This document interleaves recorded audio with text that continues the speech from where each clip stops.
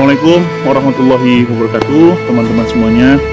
Hari ini ada sebuah penyakit yang bukan hari ini ya, sebenarnya sejak keruntuhan kaum muslimin, sejak keruntuhan kekhilafan Islam tanggal 3 Maret tahun 1924, ada penyakit yang luar biasa mengidap di dalam diri kaum muslimin, yakni Islamophobia, takut sama Islam. Dan ini ada dua sebabnya. Sebab eksternal adalah karena adanya makar-makar orang-orang kafir, makarnya orang-orang di luar Islam yang berencana membuat umat Islam itu takut terhadap agamanya. Eksternal ini, faktor eksternal ini, mereka berhasil menggambarkan kepada kaum muslimin betapa mengerikannya Islam, betapa tidak sesuainya dengan hak asasi manusia, betapa sadisnya Islam. Hukum potong tangan mereka gambarkan sebagai hukum yang melanggar hak asasi manusia. Hukum zina, kemudian dirajam, dijilid, digambarkan bagaikan hukuman yang sangat-sangat mengerikan. Ya, wanita yang menutup aurat digambarkan sebagai pengkangan terhadap hak-hak wanita. Seorang istri yang taat kepada suaminya digambarkan sebagai sesuatu yang menindas hak-hak wanita. Waris dua laki-laki dan satu perempuan dianggap adalah bagian dari pelanggaran hak asasi manusia untuk perempuan. Eksternal faktor ini menggambarkan kepada kita, terus menggambarkan melalui media, melalui pendidikan, melalui kurikulum, digambarkan ke dalam benak kita bahwa Islam itu mengerikan, sadis. Bahkan digambarkan Islam itu suka perang, ditunjukkan ya sejarah-sejarah kaum muslimin yang kemudian diiringi dengan air mata dan darah, peperangan-peperangan. Umat Islam selalu membantai dimanapun berada. Dibuatlah gambaran seakan-akan jihad itu sebagai sesuatu yang sangat menyeramkan. Faktor eksternal berhasil membenamkan pemikiran dalam benak kita, Islam menakutkan, mengerikan. Ditambah lagi dari faktor internal, sudahlah faktor eksternalnya datang, faktor internalnya umat Islam tidak mengerti Islam. Coba antum bayangin, antum ditakut-takutin sama kuntilanak. Antum nggak ngerti kuntilanak itu ada apa enggak, makin jadi nggak takutnya. Mungkin juga kalau ngelihat kain putih di atas pohon, antum pasti ketakutan. Kenapa? Sudahlah eksternalnya seperti itu, internalnya bodoh. Jadi lengkap penderitanya, faktor eksternal, faktor internal. Nah, faktor internal ini apa? Faktor karena umat Islam itu nggak ngerti Islam. Ditakut-takutin hukum potong rajam, hukum potong tangan, hukum rajam, hukum jilid, jihad. Ya, ditakut-takutkan sebagai sebuah hal yang menakutkan. Ditambah nggak ngertinya kaum muslimin, makinlah dia. Maksudnya nggak paham terhadap agamanya sendiri. Jadi dia nggak mengerti kenapa dua bagian laki-laki, kenapa satu, kenapa Islam membolehkan misalnya hukum poligami, kenapa kemudian tidak poliandri, kenapa kemudian Islam memberikan toleransi kepada orang-orang yang kemudian beriman, ya, toleransi hanya dalam ukuran bab muamalah, jual beli, perdagangan, pertemanan, tapi tidak toleransi dalam urusan akidah dan ibadah. Jadi sudahlah, makanya umat Islam ini secara ilmunya memang terhambat, bodoh. Ya, kebodohan kaum muslimin yang kita sebut dengan jahiliyah modern ditambah faktor eksternal. Efeknya apa?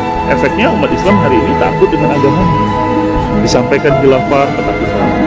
Disampaikan syariah, ketakutan. Disampaikan tentang jilbab, ketakutan. Jadi ketakutan-ketakutan inilah yang terus membayang-bayangi umat Islam sampai hari ini. Terus apa dong solusinya? Solusinya ya mudah, udah tahu penyakitnya dua. Ya solusinya dari dua juga. Solusi yang pertama apa? Menurut saya solusi pertama harusnya adalah internalnya umat Islam dulu. Pemahaman Islam ini harus direinstall ulang lagi. Difahamkan lagi kenapa Islam kemudian sebagai aturan dari Allah Subhanahu wa Ta'ala yang sempurna tidak mungkin menzolimi wanita. Jilbab itu justru untuk menjaga wanita, memuliakan wanita, menjadikan mereka itu terjaga dan seperti barang yang mahal, sampai harus seperti itu. Sehingga apa? Muncul pemahaman. Kenapa dua dibagi dua dan satu waris misalnya? Karena Islam sangat-sangat memuliakan keluarga, sehingga laki-laki memang dapat dua bagian, tetapi mereka tetap berkewajiban menafkahi anak, istri, adik, kakak, ibu, dan yang lainnya. Jadi reinstall pemahaman Islam di bab yang internal tadi. Yang eksternal tadi kita harus lawan, kita bongkar strateginya. Contoh kita katakan, benarkah umat Islam gila perang?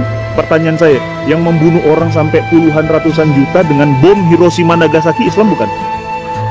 Yang membunuhi orang sampai puluhan juta di Irak dengan peperangan Irak yang itu berpuluh-puluh tahun. Pertanyaan saya, sampai seperti itu Irak hancur, itu orang Islam bukan?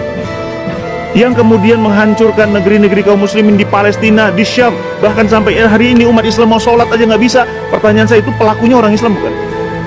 Jadi nggak adil dong bro, ya mas ya, mbak ya, nggak adil dong ngambil satu capture kemudian menggeneralisir.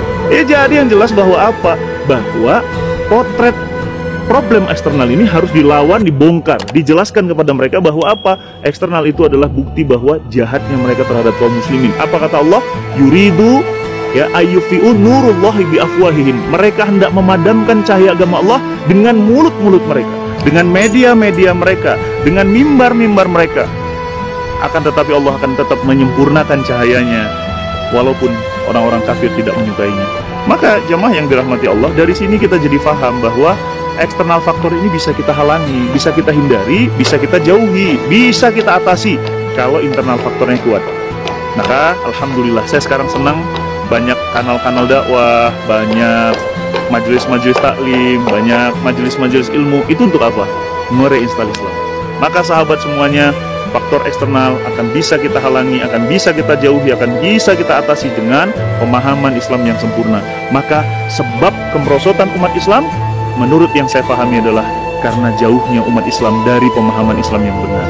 Maka yuk sama-sama kita perbaiki pemahaman kita dalami lagi akidah kita dalami lagi syariah kita dalami lagi bab dakwah kita, sehingga muncul kebanggaan bahwa Islam adalah agama yang mulia, agama yang harusnya dipeluk oleh seluruh bangsa dan seluruh manusia, sehingga kemudian Allah Subhanahu wa taala pantas mengatakan, "Walladzi arsala rasulahu bil huda wa dinil haqq liyudhhiru 'ala dini kullih wa kafa billahi syahida."